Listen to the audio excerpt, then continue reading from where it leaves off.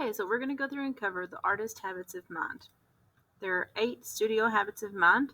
They are based off a study from Harvard about how artists frame the process of art making. So, starting with why, so the studio habits of mind empower the students and any kind of artist to kind of articulate your learning in any subject matter, whether that's painting, clay, woodworking, welding, and it provides an entry point for learning based on the individual choice and needs. So, that's a long explanation to basically say that these are the 8 things that artists who are well practiced will do often so that they are really fulfilling their true potential.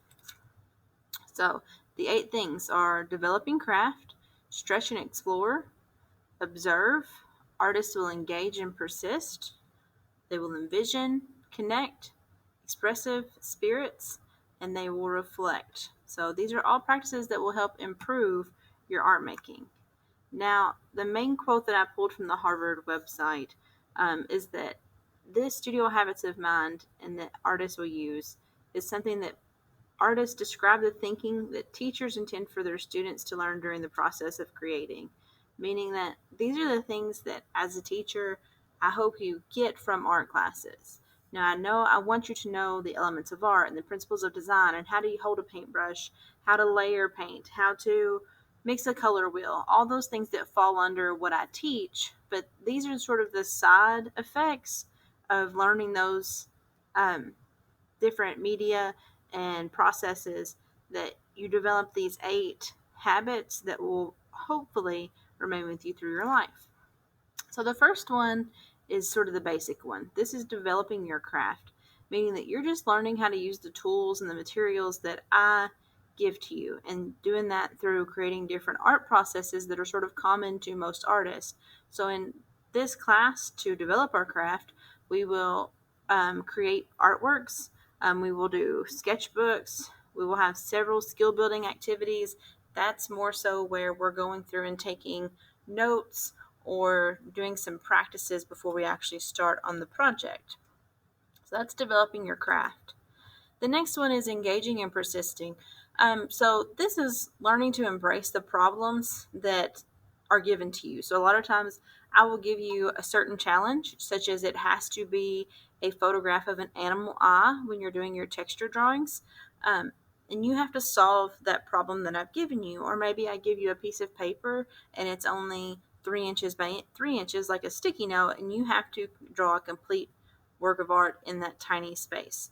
So that means that in this class, we're going to be problem solving some. Now, envision is one that is great no matter what field you end up going into. I understand that a lot of my students in art classes will not come back into the art field, but envision is important for just daily life, or it's also very important for all those other jobs you might have. So this is just learning to picture mentally what you cannot be directly observed, like what you cannot see in front of you, but you can picture it in your head. You can make up an image of what it should look like and then what possible steps. My dad works a lot of times on equipment where he works. The company he works for, that's something that he does. He works on their equipment when it goes down. So he has to have the power to envision what it should look like and how it should run so that he can get it back to that if it breaks. A lot of craftsmen have to have that ability. So part of that is just in our class, we're going to sketch out our plans so that we know what the end result should look like. And then the problem solving from the last slide is how we get it to that final piece. Now, expression, this is the idea that you have to be able to understand that artwork or any kind of artisan um, uses their emotions and feelings to go into their work. So, um, a painting, a furniture design piece, it is going to have some aspect of an idea or a feeling or just a meaning behind it. So in our class, a lot of times we're going to base what we make off of our own personal interest. So that's having the expressive nature. Now, the next thing is observe. Um, this is something that is so important for artists to be able to do, to look past what's actually there. Like if you think I'm going to draw a hand. I know that it has 5 fingers, and then it has a palm, and then I'm going to draw a hand. That's, you're thinking about it. That's that envisioning. Now, if you can actually see it in person, you're going to notice there's a lot more to it than just what you thought in your head. So this is where you're getting into seeing an object for what it is, rather than just assuming you already know what it looks like and you can draw that. So this will be one that tricks us in the future, but artists have to learn to observe what they're looking at. Now, reflecting, this is the part that everybody moans and groans about, because this is when we're going to write about our artwork.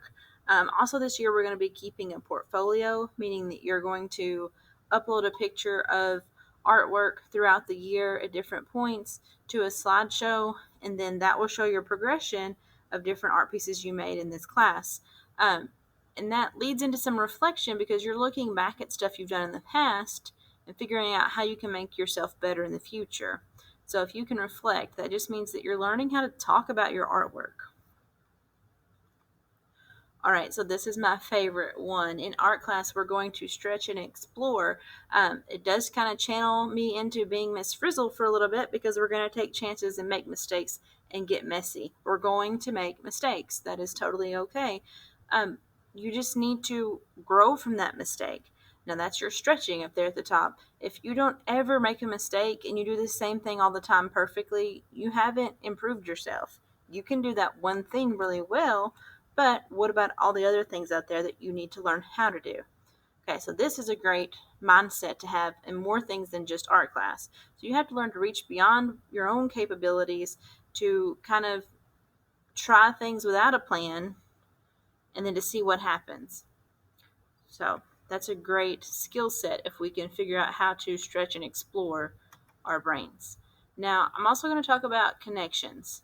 Now, this year is going to be harder to make connections in a way, but at the same time, I'm going to give you guys plenty of opportunities to interact with each other, to interact with other artists locally, regionally, nationally, through the competitions that we enter. And also, we're going to be doing a few online challenges. For example, there's one coming up in October that is called Inktober, where people all over the world draw the same challenges every day during the month of October. So connecting an artist is so important, because it is one of the fine arts that does not have the aspect of community as much in its true self, because when you're creating a piece of art, usually you're sort of by yourself.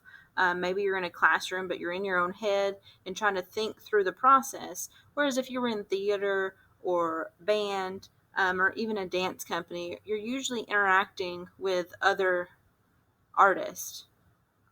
Visual art is the one that's a little more lonely. So this connection part is extremely important for what we do. So now, to wrap it up, we need to practice these 8 different things to make ourselves a little better. In art class, we're going to intentionally work on these habits, and then the first couple things that we do, the portfolio and the sketchbook, will be the first development of this. But these are the main 8 things. We're going to work on developing our craft. We're going to stretch and explore, observing things for what they really are, engaging and persisting when there's a problem, envisioning things for what they can be and what they will look like in the end, making those connections in a community, having the expressive spirit to where you know how to communicate your emotions through art, and then having the ability to go back and reflect on what you've made and how you can turn those into better artworks.